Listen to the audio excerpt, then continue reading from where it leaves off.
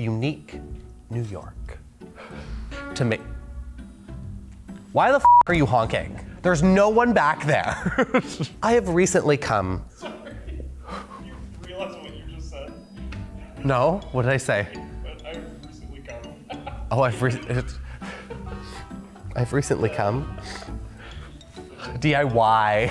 Just like this on the podcast. If you, ooh, pardon me. So you all loved my previous videos I've done before on the impractical interior design choices for your home and even items I would never include in my own home as an interior designer. So let's keep the ball rolling because I have so many more.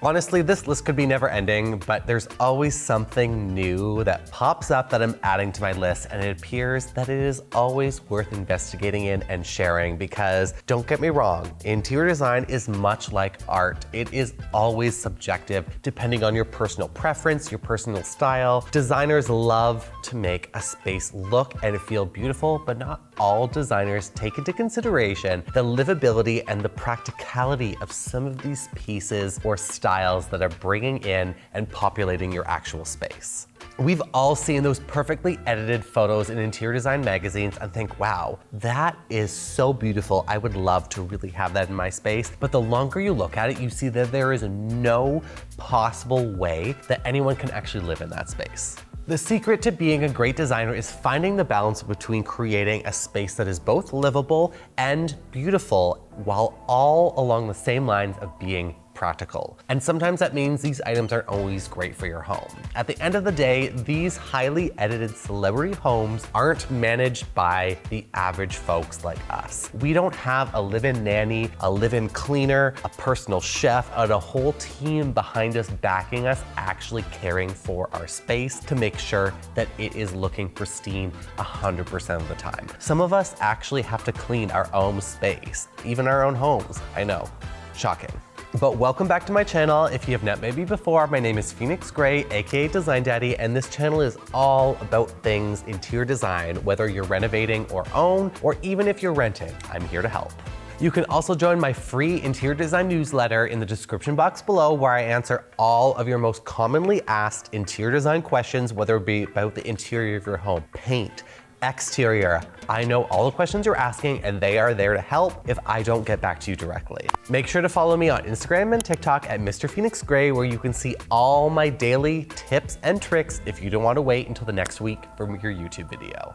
Once again, this is just a quick disclaimer that these are just my opinions, and let them be just that. This video is not meant to cause offense to anyone, just my personal and professional observation. If you have any of these items that I list and you love them, that is the most important part. This is your home. Please do what you love, and if you have them, by all means keep them. I am not living in your home, you are.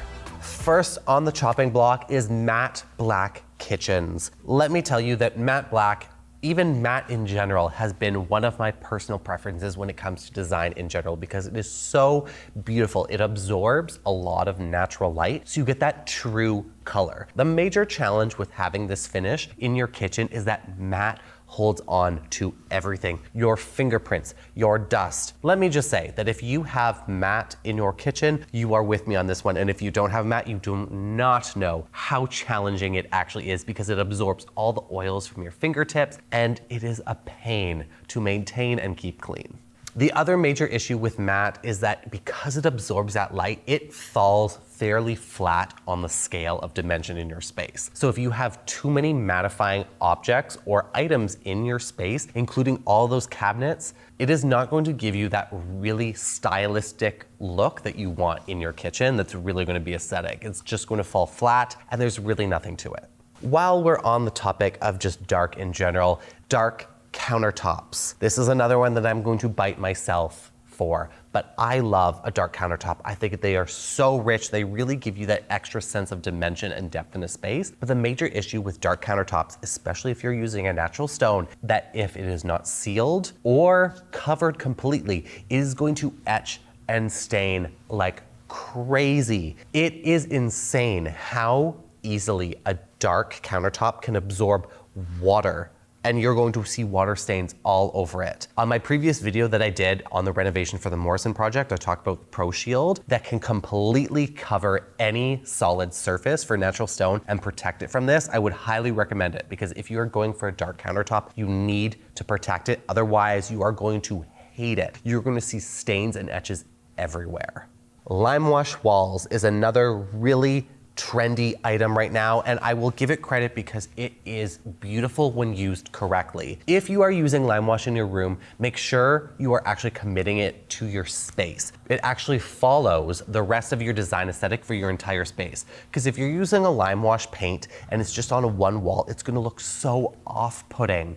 With lime wash wall, you need to commit to using it in your entire space so it gives you that beautiful cocooning, wabi-sabi Japandi effect. Otherwise, it literally looks like I just said, you ran out of paint and you just kind of like splashed it up to try and make it extend. It doesn't do anything for you. One other comment about the lime wash, that if you are getting this done, please get it done professionally because I have seen way too many DIYers do this and it looks like an absolute mess. Like it's not giving that same style that you really wanted to pull off. It just looks messy and it looks like a child's arts and craft project.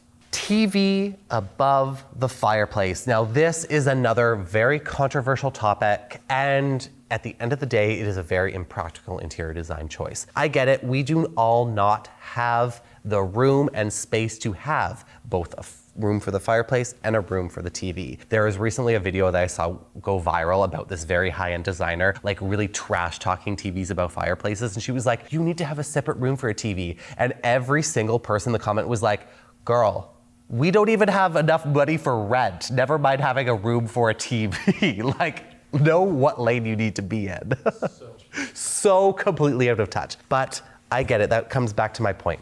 It really takes away from the focus of a mantle or a fireplace in the room. And on top of that, most of these TVs are mounted so high that when you're leaning back, you're like this. You're straining your neck, and over time, you're actually causing more damage to your shoulder, your neck, and your back by having to look up. You want a TV mounted between 50 and 60 inches between that natural eye light level. If you don't have the opportunity to have your TV anywhere else, get a mounting bracket that is able to actually come down and feel like it is actually put in place. If you have the capability of getting a frame TV, I always recommend that, so at least it doesn't look like a giant black box. But another recommendation I would have is that if you want to take away from the focus of that black TV, have the background black, have that mantle black or wherever it is mounted so it just blends into your space seamlessly. Wooden slat beds. Now I get it, not everyone can have something fancy for your bed frame, but let me tell you how many times I have single-handedly broken these slats on those wooden bed frames from IKEA. I'm not telling you how I broke them. You can draw your own conclusions to that, but they are so easily breakable and they're not going to last you. I would highly recommend looking into an iron or a steel frame one. You can get great priced ones from Amazon, even Wayfair that I have personally, that will make a world of a difference. You can still have your storage underneath and you're not gonna have to worry about that creaking and cracking from these cheap bed frames. The full mirror in bathrooms with your faucet are very hotel vibes. They are beautiful. These pictures perfectly articulate how beautifully styled that full-length mirror can actually be. But if you've ever used one of these, you will know that when your hands are wet, you get water beads all over that mirror. It is coming on the faucet. It is going everywhere. I mean, it literally looks like someone just did one of those like Neutrogena commercials on your mirror. You will find yourself constantly cleaning it, and at the end of the day, it is not practical. Always have that mirror finish at least just above the faucet to avoid this issue. This is another controversial one because it's pretty much split 50-50, but it is the chandelier above the bathtub. It is giving traditional. It is giving dated. It really doesn't do much for your space. And honestly, a chandelier looks so out of place in a bathroom altogether, especially just to have one random hanging light that comes down above the bathtub. Think about how you're actually using bathtub. That light is never going to be on. The last thing I want to do is lay down in a bathtub, look up, and I have lights in my face. It's never gonna actually be on. It's not giving you any ambience, it's not giving you any style, but I mean, I can one day dream of being able to fit in a bathtub that's long enough for me, but you know, we can all have hopes and dreams, and my hopes and dreams are is that you do not have a chandelier above your bathtub, because not only is it going to collect an insane amount of dust, you're never gonna actually turn this on. I will give it this though, it's probably going to give you a really unique and fun final destination scene in the next upcoming movie. I bet you money that they better include that. If they don't, it's a missed opportunity. Open or railless staircases. Let me just say that these are sculptural beauties. But at the end of the day, look at them. This is a death trap for you, your friends, your family, your children. The last thing I want to even visualize is someone falling downstairs and not being able to grab something to protect themselves. These are not to code in most places of the world, but the fact that they are still being built and like highly notable scares me. There is a reason why you need railing, a certain distance, and a code demographic designated to the rise and run of a stair to make sure that is safe for the average person. These are safe for no one. Hide your kids, hide your wife. Hide your kids, hide your wife. Because they're gonna go tumbling down, and this is going to be a very expensive hospital visit. It has recently come to my attention that there are a lot of DIYers that are painting their fridges. A moment of silence is deserved for this because it is not doing anything for your space. These stainless steel or even the white ones, they are not designed to be painted. Even if you're sanding them, even if you're using the right primer and the right paint, ultimately this is going to look so cheap and it is going to peel off in no time. It is not going to give you that high-end luxury look that you think it's going, and repainting your appliances is not giving it a new life. This is one of those DIYs that just should not be done. DIY, why are you doing this? Who said this was a good idea? I miss the days before the internet where people didn't share certain things, because this is something that I would not personally share. If you're doing it, just avoid this altogether.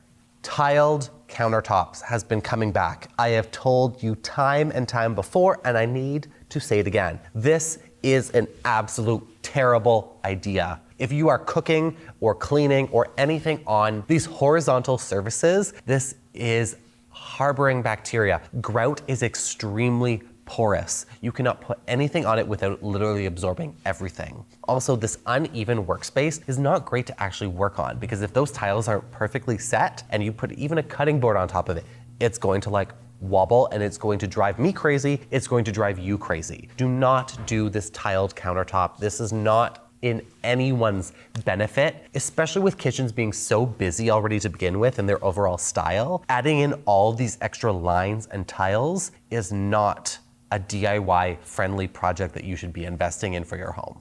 Basinless sinks. I know you saw that Kim Kardashian video and you were like, oh my God, this is the sink of minimalism. This speaks to my character. I love this, until you actually use one of these. And then you realize water is getting everywhere. There is no actual basin to catch this water in your sink. Your spit from your toothbrush is going to go everywhere. You're going to be constantly rubbing it with your hand just to get the water down in that little kind of minimalistic hole, and it's not doing anything for you or your space. This is such an impractical design that honestly should be jailed. And Kim Kardashian, I cannot believe you even thought that this was a good idea, because what if this clogs and overflows? There is also no overflow drain. That water is going everywhere and it's going to ruin everything. This is another one that I'm going to bite myself in the back for, or put my foot in mouth, but it is black flooring. I personally love black floors. I think they are so beautiful and mysterious, and they really give you that extra sense of intimacy. But the issue with really dark colored flooring is that they will show everything. You will see every speck of dust. You will see every hair. You will see footprints, whether you are barefoot, in socks or shoes, on absolutely every surface of your home if you have dark flooring. So keep that in mind. If you're one of those neurotic people that hates to clean, this is not for you. If you're okay with cleaning, or if you have a nanny, or if you have a housekeeper that's gonna be cleaning up after you, by all means, commit to the black floors. Otherwise, steer clear.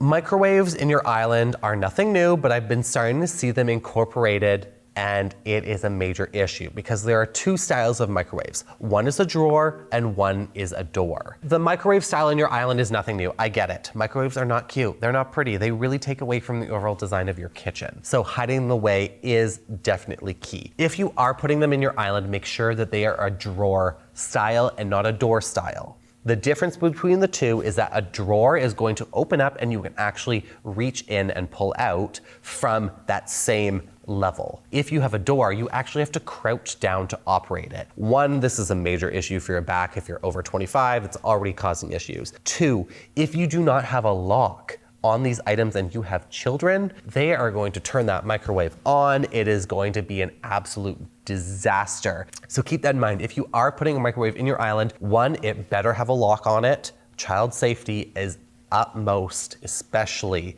in your home. And two, make sure it is drawer operated so your back can actually say thank you. Last on my list is open shelving. This has been a huge trend that I've talked about in one of my previous videos that are really referencing interior design styles going into 2024 and the not so great ones of 2023. The reason being is that open shelves in kitchens collect absolutely everything, not only dust, but grime. If you have these open shelves anywhere close to your stove, you would not believe how much of everything that they collect. You are going to be cleaning these shelves just as much as you are every surface in your kitchen. And let's be real, when you see all these stylized photos, they look absolutely incredible. But at the end of the day, who has enough room to have these styled open shelves? Kitchens are never big enough to begin with. So if you have this perfectly curated look, it looks like that in the photo, but it is so impractical because that's not how you're actually living. As always, thanks for watching, and if you have any impractical interior design trends that you think I have missed that you know of, please let me know in the comments below so I can review them for next time. Be sure to like this video, and if you haven't already, subscribe to my channel. You know you can also follow me on Instagram and TikTok for all my daily design advice and Mr. Phoenix Gray. And if you're ever second guessing yourself, just ask, what would Design Daddy do?